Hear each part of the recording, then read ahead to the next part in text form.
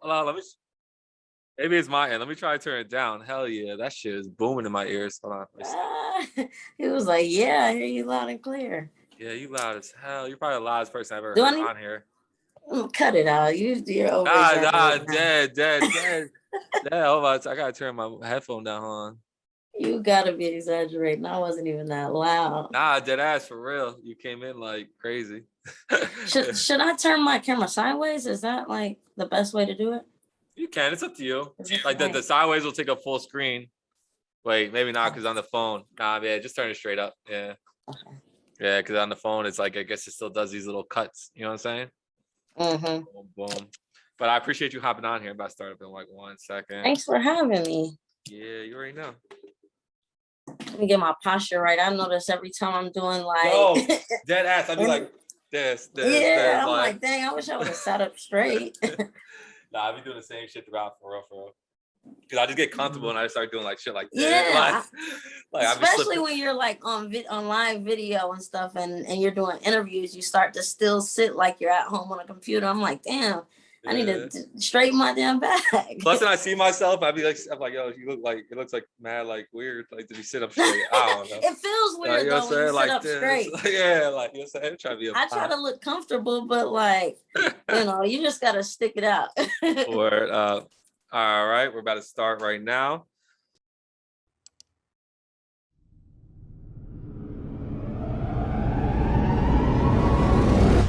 Alexis Renee, welcome to the Garden State Hip Hop Hour. You know what I'm saying? I appreciate your time joining me. Thank you for having me, man. I'm really glad to, be able to link up and do this for real. Yeah, we're both gonna sit with really good posture. You know what I'm saying? Yeah, we were just talking about that. I don't want to get caught slacking or slouching. Yeah, because doing interviews, man, you get too comfortable, especially if the conversation good. Start leaning over, but I'm gonna try to keep it together. Or have you been doing a lot of interviews? Because I know you got this new remix out, so. Yeah, well, I've been doing more interviews than normal. Like, whenever you drop something, just try to get as much, as many interviews in, and either on Zoom or in person. So I've been doing more. It's been picking up a lot more for sure. Yo, but that shit don't get old. Like I imagine it's gotta get old, right? As an artist, like, because now you gotta wake up, do all these interviews, and it's always like, so what's your new song? How'd you come with the process? Why you choose this person on here? Like, I think that's the thing. Like with interviews, some people care about the their position, and some people don't. So I think sometimes you get people who end up in positions where they have to interview people and they don't really, they don't have a passion for it. So they just kind of go with the, what influenced you or when did you start? And, the questions that everybody asks, but the people that really care, they have a passion for it. So they really, are trying to get the story. They're really trying to figure things out. So that's the difference that I'm starting to see.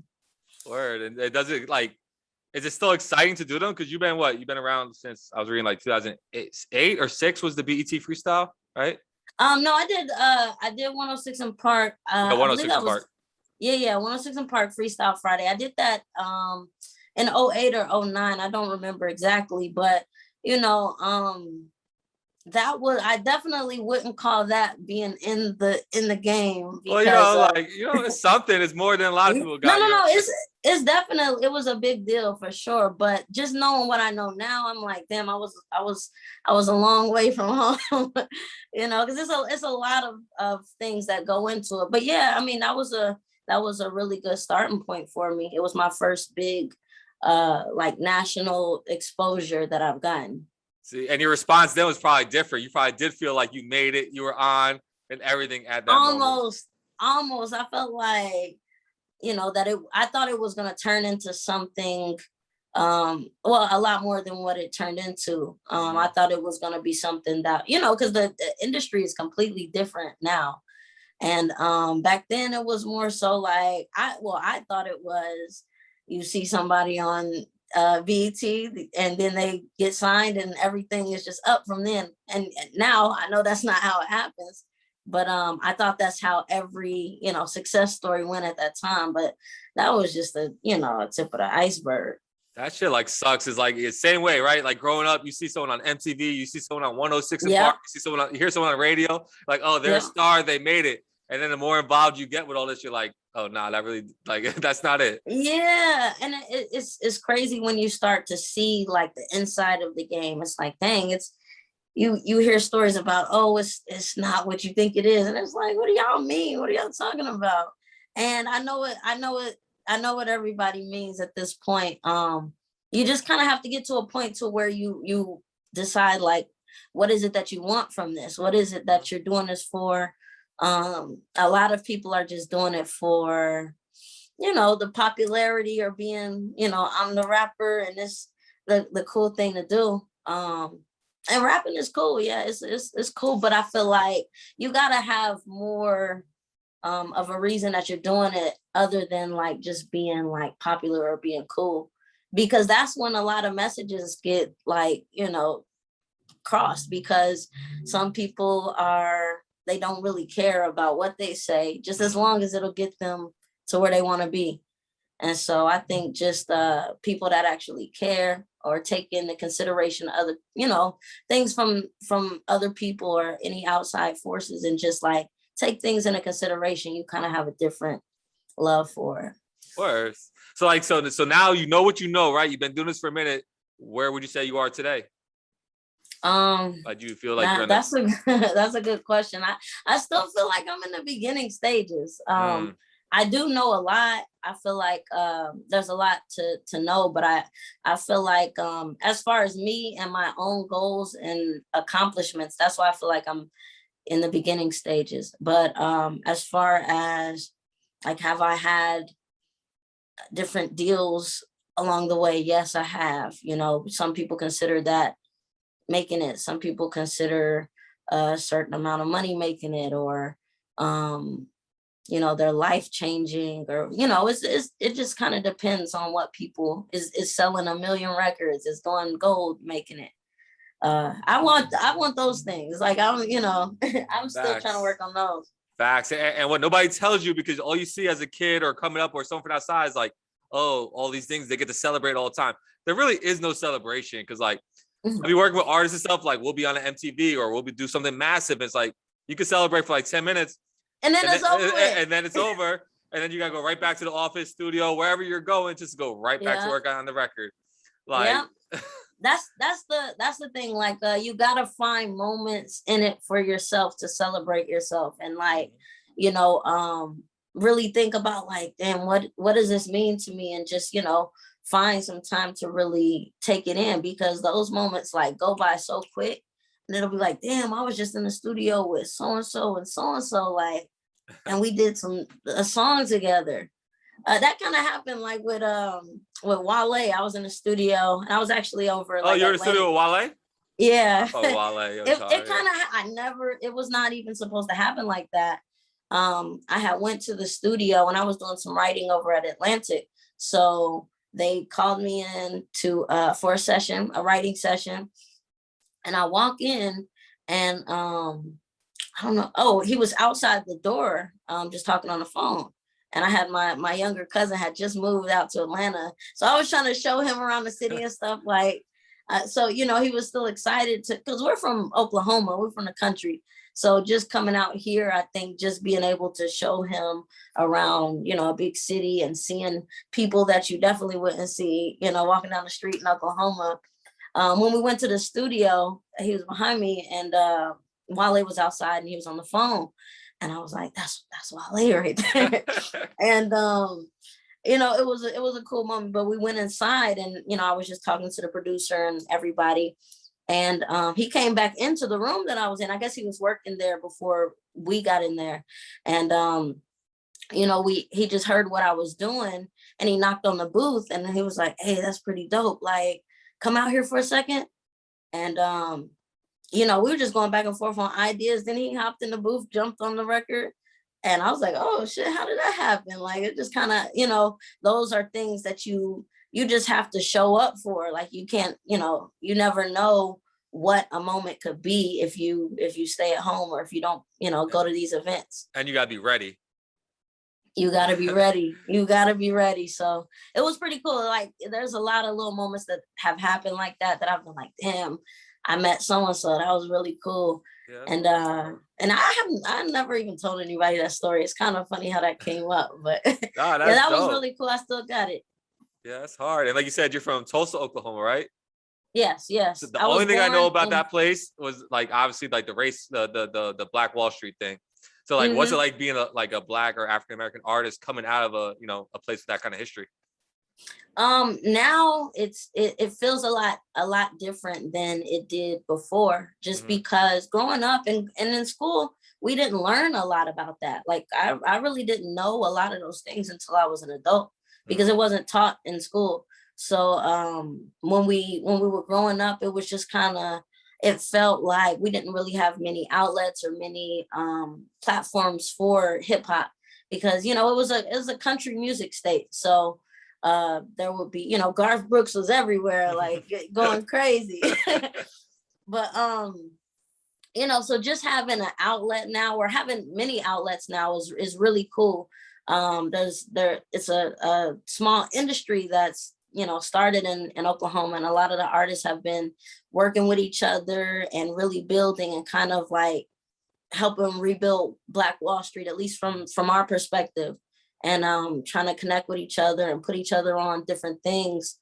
So it's something that I can be proud of. It's like, we don't have to be ashamed of being like small Oklahoma that nobody really knows about, or going to different states and they're like, where is it at on the map again? Like, where is, like, I can't, now I feel like, it's a good time for us to kind of make our statement and just, we do have a lot of talented artists, and we have a lot to say. So this year has been really dope. It's been 100 years since the, bombing on Tulsa, Oklahoma, Mhm. on Black Wall Street. And so we all got together in the summer, and I wouldn't call it because some people were offended by it being called a celebration. So I want to be, PC when I say that, but we just got together and kind of brought awareness to everything that happened 100 years before, and seeing everybody come out there, celebrities from across the world, and festivals, and we just kind of all spoke out and had some things to say, and it was beautiful. It made you like be proud of where you're from. Yeah, and it's gotta be dope to be an actual person from there and being a part of that. You know what I'm Yeah, for sure. It was cool. It lasted, like, it seemed like it lasted a few weeks. So saying? but it made me more excited and proud. So I definitely want to go back home more. Yeah, I that's definitely hard. want to go back home more, because I've been in Atlanta, and sometimes you just, haven't, you don't visit home as much as you should. But just going back, I was like, these last few times that I went home, I'm like, man, it's so much more that we've done and that we have to do. So I'm like, man, I gotta have my feet on the ground when I go back. Yeah, yeah. And a place like Atlanta obviously has a lot more opportunities. So Yeah, and it has a lot of different voices that are, all coming together and speaking for Atlanta, and making it like it's not just on one person's back. So I think that's, for a long time, Oklahoma kind of felt like, who's gonna be the first out, or who's gonna have it on their back. And at this point, I think everybody realizes, like, we need each other. We got to come together and collaborate. Like, I've been reaching out to everybody in my state to work with, like, artists from Oklahoma City, Tulsa, Muskogee, and just, not really having any ego about it, because it's always about ego. yeah, Like, one person will be popping and they'll just stop working with everybody and be yeah, like, hey, I'm on. Yeah, catch me later. But it doesn't work like that. We gotta work together. We have to help each other out. If an opportunity isn't for me, um, I just don't I just pass it on to somebody that it works best for. yeah. So Yeah, that's dope. That's dope. And like you said, speaking about yourself, so the Rax remix that you've done now. So I noticed the first one came out in 2019. So why is there such like a large gap in between, the original and the remix with Euro Got It? that's a good question. Well, the song was out, like you said, in 2019, and then it got picked up on the NBA 2K21 video game. And so it was on the Super video dope. game. I guess in November of last year was when it was added to the game. Yeah, because it came So with that, the next gen one, so that was released a yeah, little bit with the later than the next gen. original. Yep. So it kind of gave it a new life, and a lot more people that hadn't gotten a chance to hear it the first time around. It became a new track. So then I'm like, well, I never even shot a video to the song. Let me try to find a way to give it, a new life, because it's been out since 2019. So I'm like, I'll just drop my second verse and get somebody on it, somebody that's, here in the Atlanta area, that's popping, has and somebody that I really like to listen to. So, I got Euro got it on it. We connected. And I thought he killed it too. Like, we got in the studio together over at Stankonia and recorded it, and shot the video and everything. So I did that just to give it kind of a new life. That's dope. And in, like you said, and in the video, it's cool because you got flashbacks throughout it, from like your first radio interview, your first concert in Atlanta, South by Southwest, a Broken Clash trip. I wasn't sure what that one was, but yeah, well, that's the name of my label. Broken Clash. Okay. Yeah, I was like, she broke Class trip, like she dipped out, like. Nah, you like, yo, some broke ass kids that took a trip at school. Yeah. but no, yeah, that was our first trip, like as a team, that we kind of got together and we're like, yo, let's just, we need to get together and go down here and, perform and do these shows. And we were everywhere. So just, being in Atlanta kind of exposed me to different ways of hustling in this music, and like seeing what everybody was doing for themselves and how they could kind of do their own rollouts, because there's so many different platforms in Atlanta, so many different venues that you could do shows at. And so I was like, wow, we just need to kind of get together, figure out what we want to do, and just execute. We can put together a little tour. We can, anything within this city. So, yeah, I had clips of everything on that video. Yeah, that was dope. I thought as I was going through, I saw like the flashbacks and things like that. So and then on top of that, then I saw like the WNBA, that was like the Seattle, where the Storm, is it Seattle Storm? Oh yeah, Seattle Storm. Yeah, Seattle Storm. Yeah, they played your song, then they won a Commissioner's Cup. Yes, I was just on the phone the other day, and I got I was just checking my my DMs, and you check your requests, and I'll just glance through it every once in a while, and I saw that the WNBA tagged me. I'm like, what the hell? And I'm like, what the hell did they tag me? And I seen that they were tagging me in like the Seattle Storm doing their warm up, and I guess when they were doing the competing for the Commissioner's Cup, and it just blew my mind. I'm like, dang, I didn't even expect this. Like, no heads up or nothing. Like, hey, we just gonna put you on the WNBA's platform. That's dope. It's organic. Cool, definitely organic. It was like, when you get things that happen like that, like it just kind of adds to what you have going on, and it's like, damn, okay, keep going. Those things are like indicators that you're moving in the right direction. Facts. And like you said, it's also an NBA 2K. So it's like, do you play NBA 2K or not?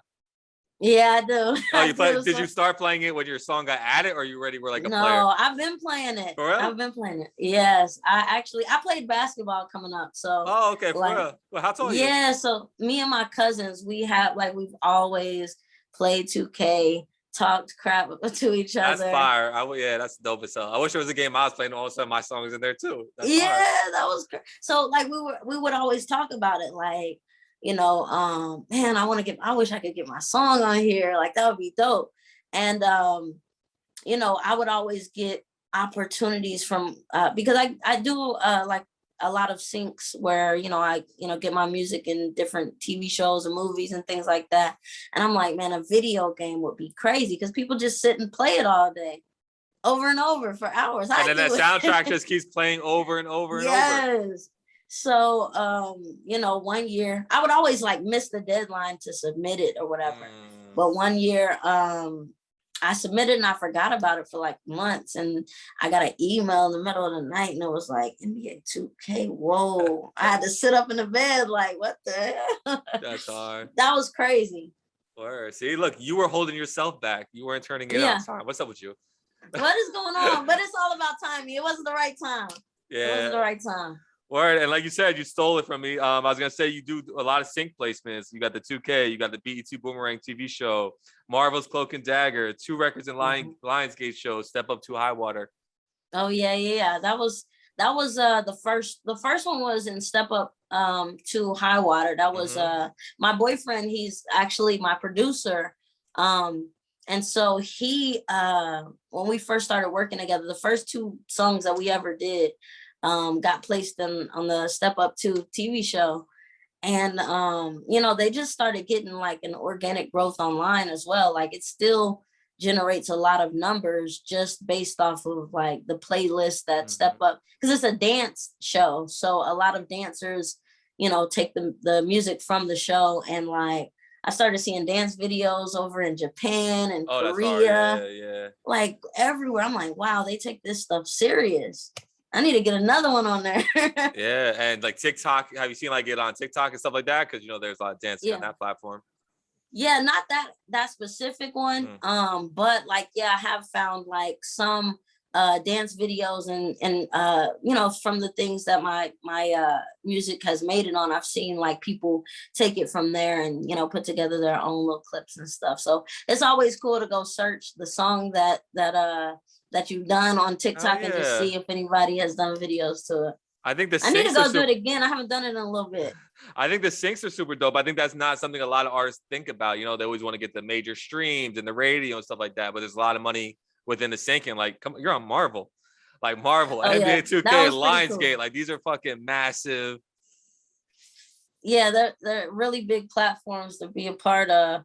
I remember, you know, the first time they were like, and it was non-exclusive as well. So it's kind of like, you get your song on here, they pay you a few thousand up front, you're good. You know, depending on what platform it is, it could be, you know, it could be 10,000, it could be, you know, 3,000, whatever, you know, but you could also take that same song and get it on another TV show. And, you know, just, I'm like, dang, so for so long I've been waiting on these ASCAP checks and these, you know, like checks from the streaming and all of that. And I'm like, wow, you could just get thousands of dollars up front for putting it on a TV show. And they only use like, you know, 30 seconds of it. Was it something you taught yourself or somebody would like put you on to syncing?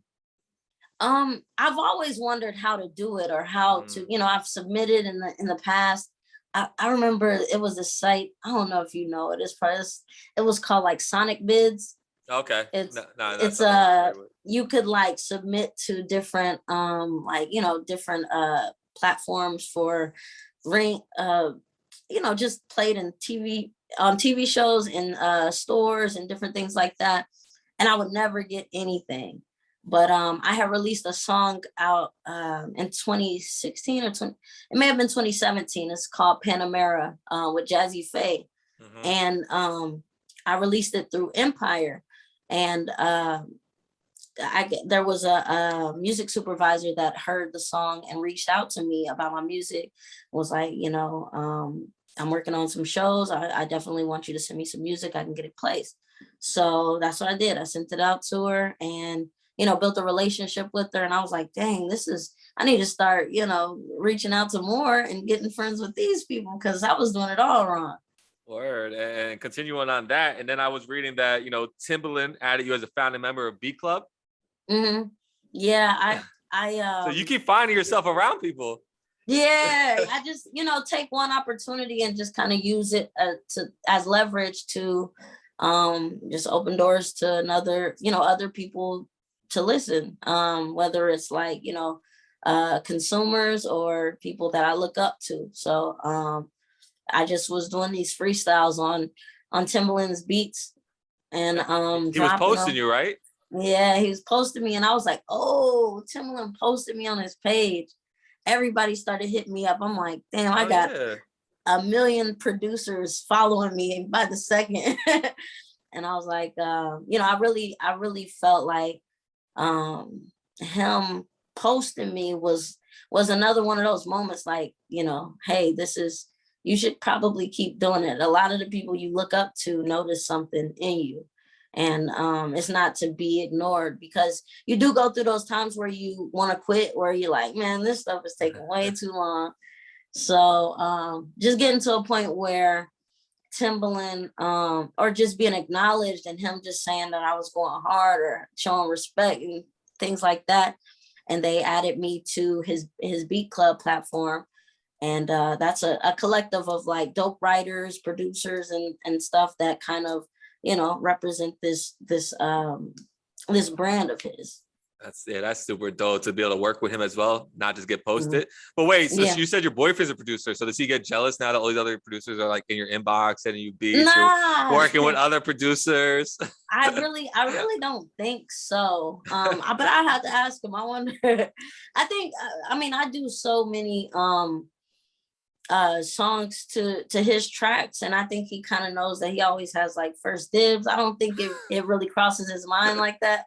But it'll cross my mind, like, hell no. Like, yo, I'm your producer, like, no one else. Like, yo. Now he actually collabs with a lot of the producers that I work with too. So but no, I will say that he and I make some really good music together. So it's a sound that I can't really get from anywhere else. So it's kind of like one of those things where, like, yeah, you're gonna work with other people and stuff, but you know that you'll always come back and we'll make some really dope music together. Did he do RichZ?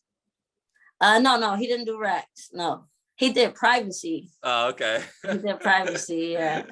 And the one with Jazzy Faye. He did the one Panamera with Jazzy Faye. But RichZ was by K-Mel Beats. He's out of Texas. I think he's from Milwaukee, but he lives in Texas. And we had been working for a while, like just, you know, he had been sending me tracks for a long time. And one day it just kind of clicked with us.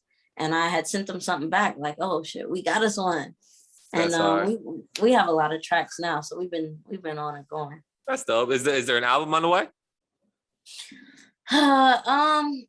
No, I mean, there is, but there isn't like right away. And I think it's just because just the way that the industry is now, like I feel like, you know, I still want to drop some more singles while the momentum is building, and just keep building it up, and then, you know, drop an album when I feel like the time is right. Me as an artist, I want to drop an album every day. But unfortunately, this is a business that there is a certain process you have to go through when it comes to, you know, promoting and doing a rollout, and, you know, uploading 6 weeks in advance so you can, you know, make sure that you drop on playlists and all those things. So with that in mind, I know that there's other singles that I got to get ready to drop. But that album will come. It'll probably be an EP before an album for sure. That's dope. Okay, before we start wrapping this up, do you have like any final thoughts, shout outs, or anything you want to push? Thoughts. I just want independent artists to, I just want to say to just drop the music. Like, stop holding on to the music. You know, that's the only thing that's gonna get the wheels turning, is if you start dropping the music, then other things will fall into place. So all of the independent artists that are sitting home stressing about like how I'm gonna do this, how I'm gonna do that, you would get on Triller, get TikTok. You'll worry about the music videos later, but just drop content and everything will fall in place. All right, where can they but find other you than that, wait, go follow me on all platforms. There we go. follow me on all platforms. So Alexis Renee. And you know, go check out my music. I'm on all of the DSPs. Alexis Renee, ALEXIS RENEE. And you can go check out the RichZ remix. That's the most important, most urgent. And everything else is in there. Word, go run up RichZ right now. You know what I'm Please. saying? But Alexis, I really appreciate you joining me. This was super dope. I hope you have fun. Yeah, I did. I had a lot of fun. You didn't ask those, hey, so what? You asked them in a way that made me feel like, you know, we were in a room just chopping it up. So I appreciate you, you know, showing me love and having me on your platform. Most definitely. We're in tune. So we're going to go listen to RichZ right after this. I'm going to catch you next time, Alexis.